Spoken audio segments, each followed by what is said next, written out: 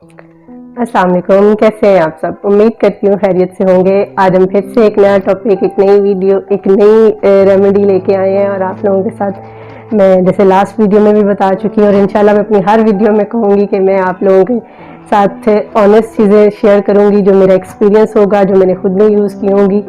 और आज मैं आपको मतलब हैंड एंड फीट के बारे में बताना चाह रही हूँ कि हैंड एंड फीट जैसे हमारे फेस की केयर की बहुत ज़रूरत है हमें, हमारे फेस की, नेक की, हैंड एंड फीट की, इसी तरह पूरे बॉडी पार्ट्स की हमें मतलब हैंड एंड फीट तो हमारे मेन, अगर हम अबाया पहनते हैं, हिजाब करते हैं, निकाब करते हैं, तो हाथ और पाँव तो हमारे सबसे पहले नजर आते हैं और सबसे पहले अट्रैक्ट होते हैं हाथ और पाँव लड़कियों के। मेरा थोड़ा सा आई नो, मैं शायद आप लोग कहोगे कि टाइम वेस्ट कर रही है या इस तरह, लेकिन थोड़ा सा मेरा मौक़िफ़ ये है कि मेरा जो टॉपिक है वो ये है कि आप लोग थोड़ा सा अपना ध्यान दें, थोड़ा सा अपनी केयर करें।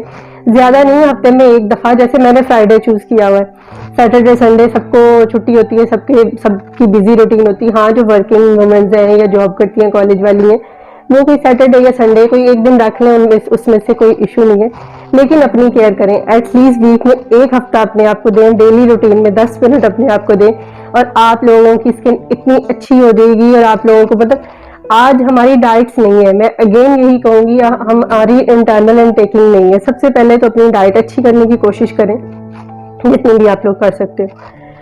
उसके बाद आपका वाटर इनटेक बहुत ज़्यादा होना चाहिए और उसके बाद आपकी होम केयर बहुत ज़रूरी नहीं है आप सैलून्स पे जाके तो हज़ारों रुपए लगा के तो आप अपनी केयर करें, ज़रूरी नहीं है। अब छोटी छोटी सी चीज़ें, होम रेमेडीज़, जो इस तरह की चीज़ें जो ऑथेंटिक होती है, लेकिन अगेन यही कहूँगी कि हर चीज़ हर स्किन के लिए नहीं होती। According to your skin, according to your age, according to your budget आप लोग चीज़ें ले सकते हो और आप उसको यूज़ कर सकते हो अच्छे तरीके से। चलो जी, चलते हैं वीडियो की तरफ। काफ़ी बातें हो गई हैं। आज मैं आपके साथ हैंड एंड फीट की पॉलिश शेयर करना चाह रही हूँ। मैंने 1 चम्मच ये ब्लीच पाउडर, मैं मोस्टली कोशिश होती है कि मैं पाकिस्तानी ब्रांड्स पे चीज़ें लूँ जो अफोर्डेबल चीज़ें होती हैं। ये नहीं है मतलब हर बंदा अफोर्ड नहीं कर सकता और आज के टाइम पे हर बंदा एक्सपेंसिव ब्लीच पाउडर्स और ब्लीच ये चीज़ें नहीं, बजाय इसके कि 10-20 वाली वो जो ब्लीच मिलती है वो ना ले।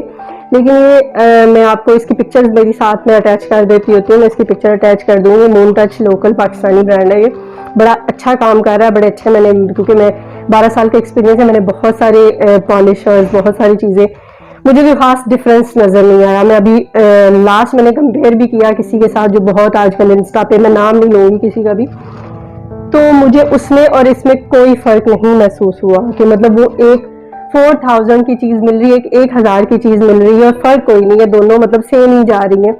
तो इतने तो किसी के पास भी नहीं है कि वो फिजूल में जाया कर दे। तो सबसे पहले हमने ले लिया एक चम्मच ब्लीच पाउडर।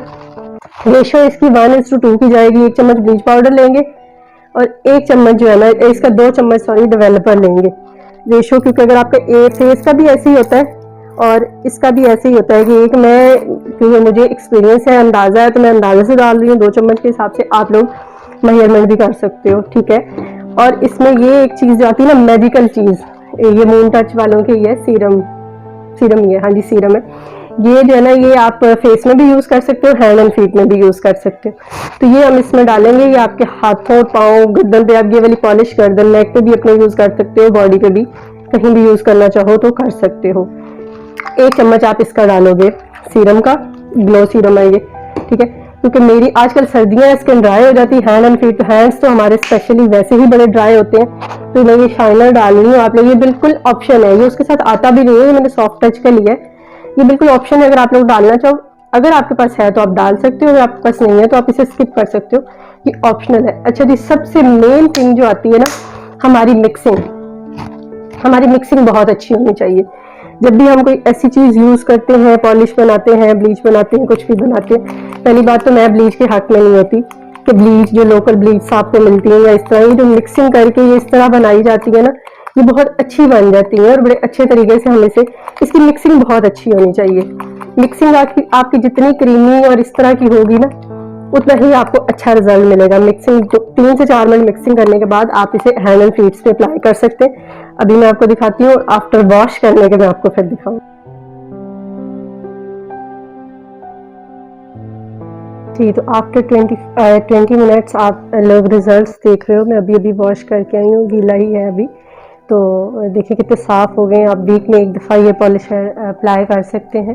اچھے سے صاف کرنے کے بعد ٹیپ ڈرائی کر لیں اس طرح ٹیپ ٹیپ کر کے.